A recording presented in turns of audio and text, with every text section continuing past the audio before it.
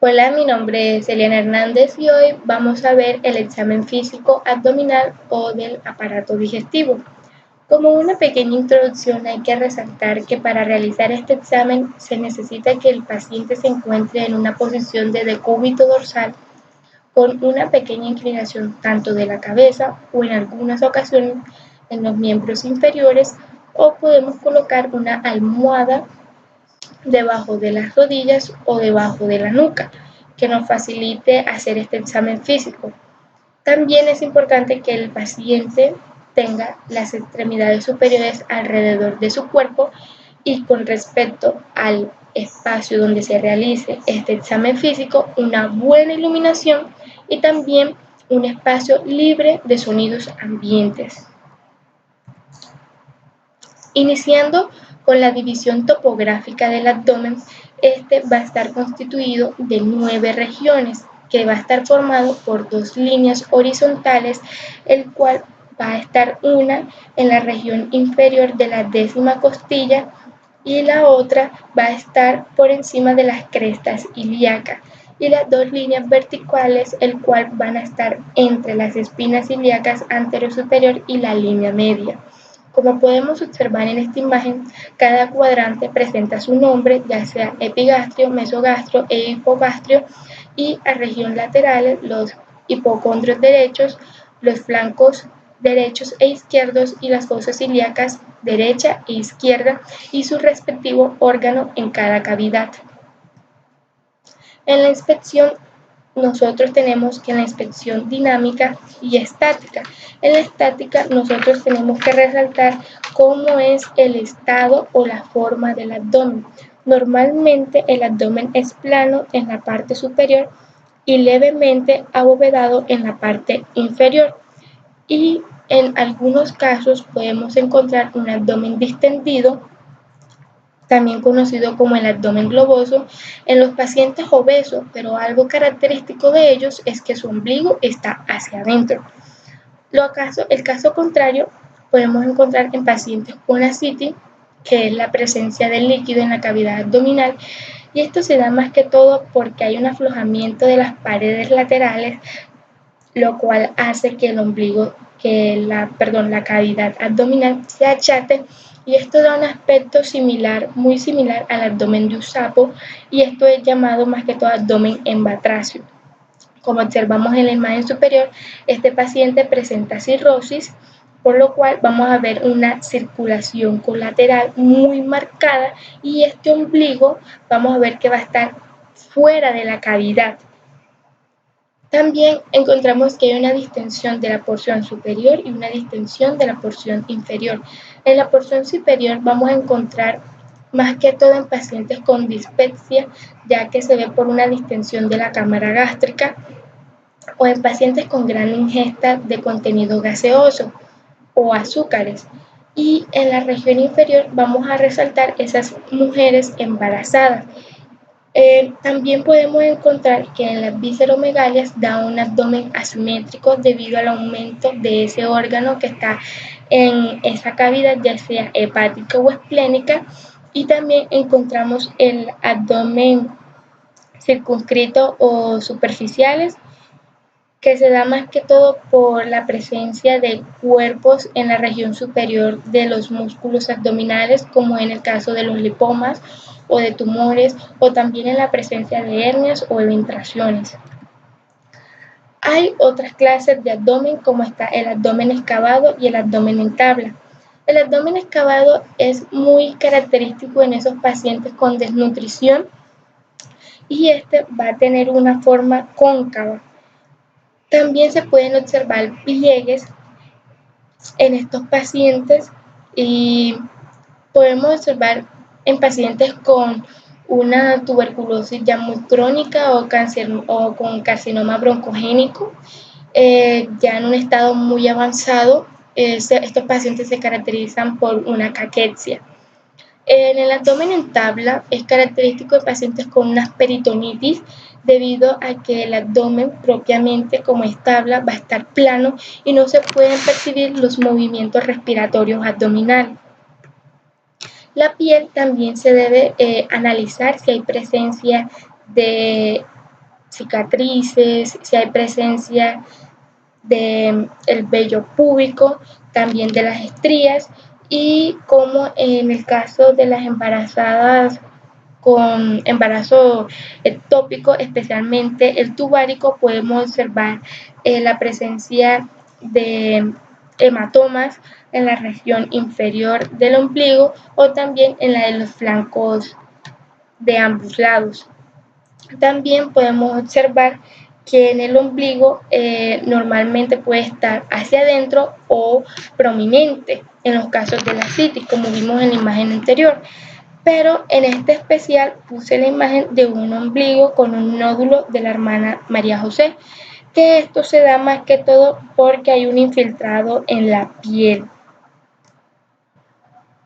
En la inspección dinámica, nosotros lo que vamos a hacer es que le pedimos al paciente que haga una inspiración profunda con el objetivo de que este abdomen se encuentre inflado. Y posterior a esto, le decimos que chupe, en pocas palabras, y lo que nosotros nos permite visualizar con mayor facilidad si hay presencia de tumores, de hernias o de ventraciones, y en pacientes que presenten una dificultad para ejercer estas indicaciones son pacientes que presentan ya sea inflamación pleural o que presentan abscesos subfrénicos o peritonitis. También le pedimos que hagan la maniobra del esfuerzo. ¿En qué consiste esa? En que le pedimos al paciente que levante la cabeza o que me levante las piernas. ¿Con qué hacemos esto? Con el objetivo de que se contraigan todos los músculos que se encuentran en la cavidad abdominal. ¿Para qué? Para observar con mayor facilidad la presencia de hernias o ventraciones o la presencia de los músculos rectos abdominales. En la auscultación, esta se hace más que todo para nosotros obtener los ruidos hidroaéreos, que normalmente estos son unos sonidos suaves, continuos e intermitentes de 5 a 30 por minuto. Estos no vienen acompañados de dolor y estos se tienen que hacer más que todo en las 9 cámaras y constituyen más que todo a un tiempo aproximado de 5 minutos. Pero hay algo que hay que resaltar y es que la auscultación no tiene un gran valor a nivel del examen abdominal, debido a que hay pacientes en los cuales presentan ruidos hidroaéreos normales, pero presentan un cuadro obstructivo, pero en caso de tener hilo paralítico es algo de gran ayuda al diagnóstico la ausencia de los ruidos hidroaéreos. Comparación con los soplos abdominales podemos encontrar en el caso de las aneurismas en la aorta abdominal o de estertores en la hipertensión retrovascular de las arterias renales. También podemos encontrar frotes o soplos ya debido en la superficie tanto hepática o esplénica a un cuadro clínico de infarto hepático o esplénico propiamente dicho. Y el murmullo venoso decimos que es un tono suave y se ausculta más que todo a nivel del ombligo y se da más que todo en pacientes con una hipertensión portal.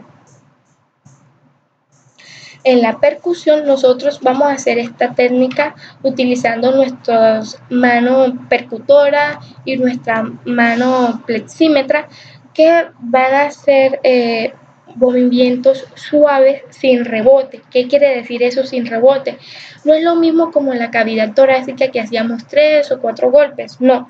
En esta solo vamos a hacer el apoyo del dedo percutor en la parte de la cavidad abdominal. ¿Y dónde vamos a iniciar toda esta técnica? Más que todo en el apéndice sifoide, el cual va a ir descendiendo progresivamente de forma radial.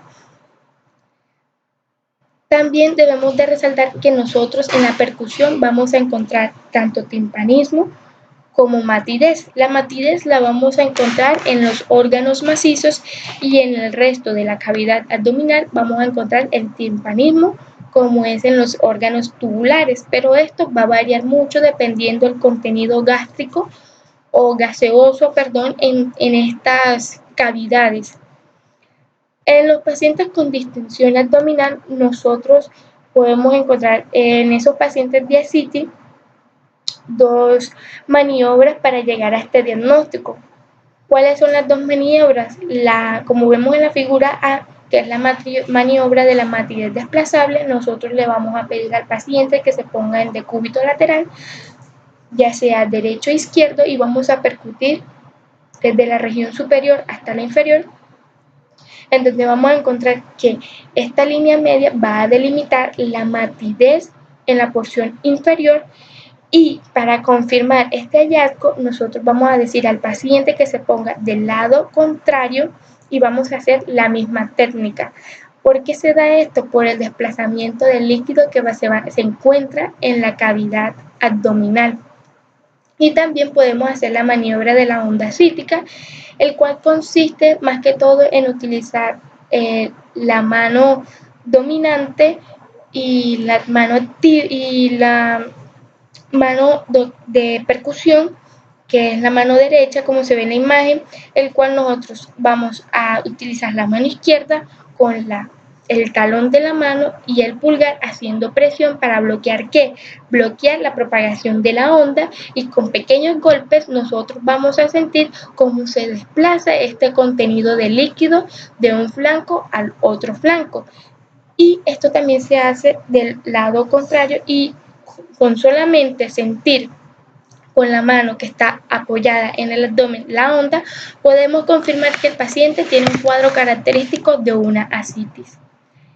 En la palpación, vamos a hablar de la palpación ya sea bimanual o monomanual o simple. Esto también decimos que hay una palpación superficial y profunda.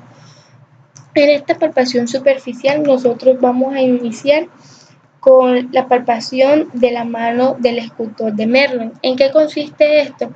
En que nosotros lo que vamos a hacer es que utilizando la mano derecha, nosotros vamos a apoyar la palma de la mano y haciendo presiones en la cavidad abdominal con el objetivo de que éste se relaje. Y también nosotros podemos percibir la temperatura, la sensibilidad y también la presencia de hernias o de tumores o de aventraciones.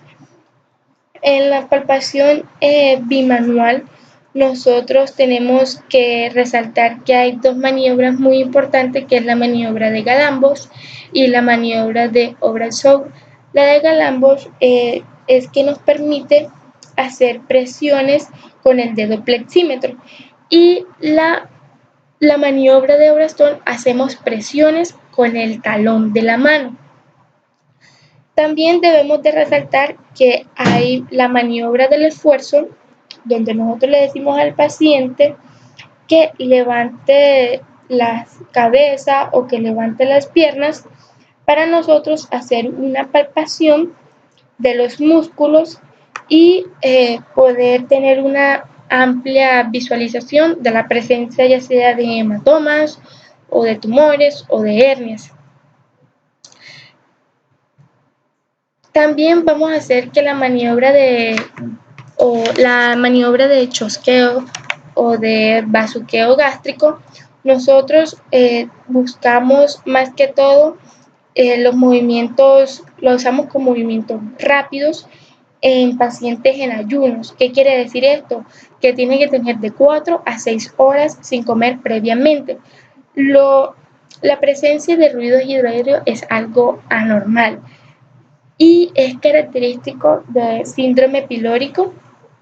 También vamos a observar la tensión abdominal, que esta técnica se hace palpando ya sea con una mano la cavidad abdominal y haciendo presiones con la yema de los dedos desde la porción inferior hasta la región superior, buscando que normalmente estos pacientes presentan una mayor tensión del lado derecho que el izquierdo, y también mayor en la parte superior que en la inferior. Pero cuando se encuentra un aumento de la tensión abdominal, se puede decir que es en esos pacientes que presentan más que todo una distensión abdominal y van a referir dolor en estos casos, y lo vamos a ver más que todo en pacientes que presentan una irritación peritoneal y que van a ver que va a estar afectada o inflamada la acerosa subyacente. ¿En qué cuadro podemos ver este aumento de la tensión abdominal en los pacientes con apendicitis aguda, colecistitis o peridiverticulitis. El signo de Bloomberg solo hacemos con unas presiones con los pulpejos de los dedos brusco, el cual al retirar el paciente va a referir dolor localizado. Y el signo de Gueune-de-Mussy vamos a presentar que es una palpación ya refiriéndonos a un dolor generalizado. También debemos de encontrar que hay puntos dolorosos, el cual el paciente va a referir ya sea por irritación peritoneal visceral o debido a una inflamación de alguna víscera que se encuentra en esa localización y puede evolucionar a una peritonitis y lo puede manifestar ya sea con el signo de Bloomberg o con el signo de Gueune-de-Mussy. También es importante resaltar la presencia de hernias o eventraciones. Entonces, definiendo las hernias, decimos que esta es la salida o de bulto o protrusión del elemento anatómico, ya sea por un orificio de la pared abdominal. Pero si hablamos de hernia abdominal, no es más que la salida del peritoneo parietal o del tejido celular preperitoneal. Decimos que esto se da más que todo por un orificio, el cual este va a ser prominente y se va a ver reflejado en la cavidad abdominal. Entonces hablamos de varios tipos de hernias, como es la hernia reductiva y la hernia irreductiva. La hernia reductiva hablamos de que hay presencia de un tumor herniario y con solamente una compresión manual, este puede otra vez localizar su contenido abdominal en su posición original.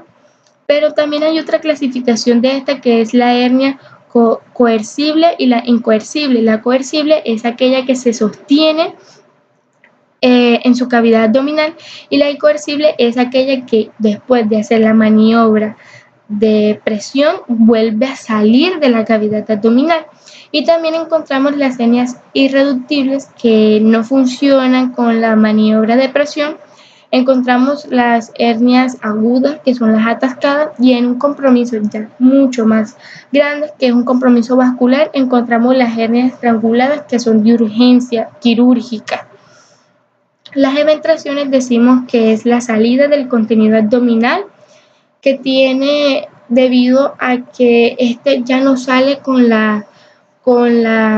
el peritoneo parietal, sino que sale por el tejido cicatrizado que se encuentre. O sea, esto se da más que todo en esos pacientes que tengan una cirugía previa o que presenten algún accidente con anterioridad. Hablando de la palpación profunda, tiene como objetivo que identificar el contenido abdominal, también de identificar las visceromegalias, los tumores abdominales y el latido aórtico.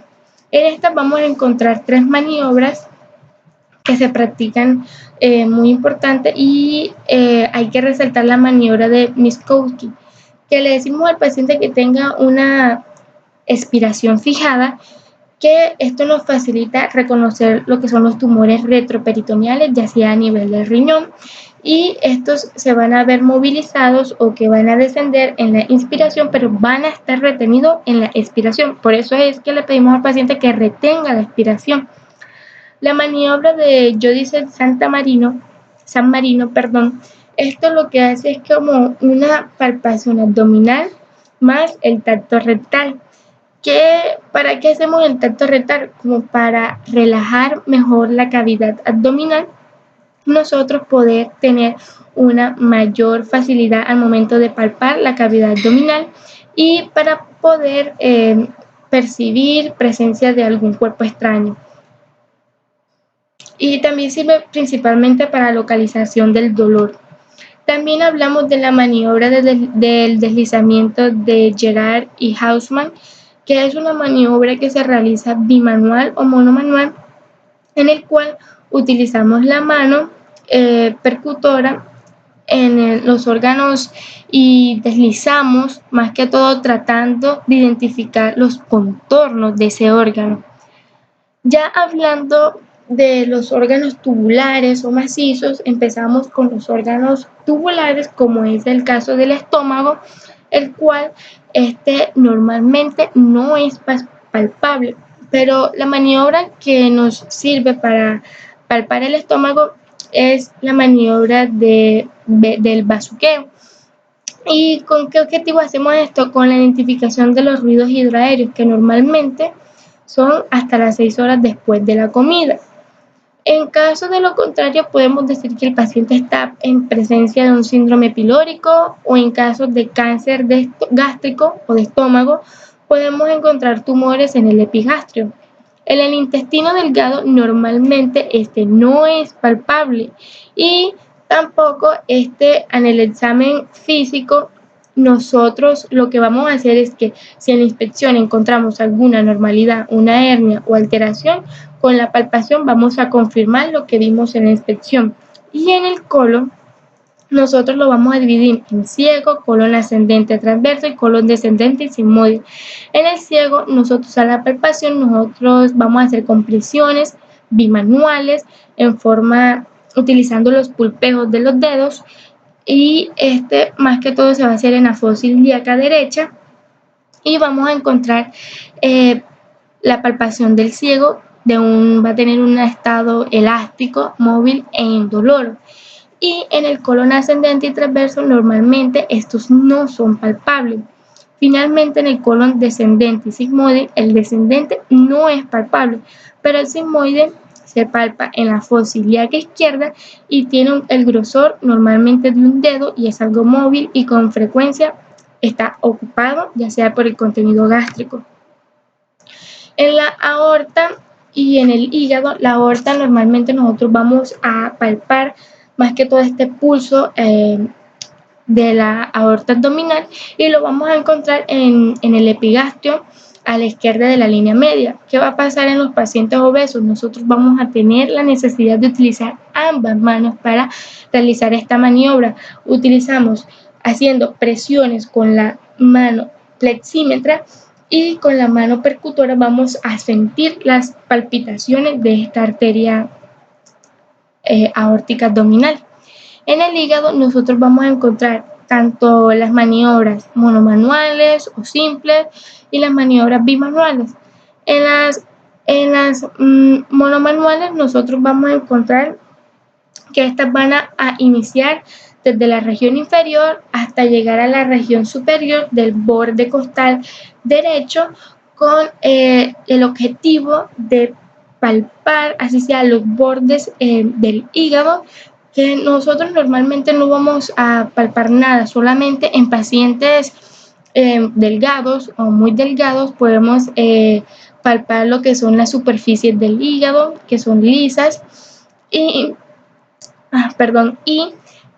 también le decimos al paciente que haga inspiraciones profundas en el caso de hacer la maniobra de cuchara, en el cual nosotros, como nos vamos a estar en el lado derecho del paciente, le decimos que haga inspiraciones profundas con el objetivo de meter los pulpejos de los dedos de la mano derecha por debajo del reborde costal.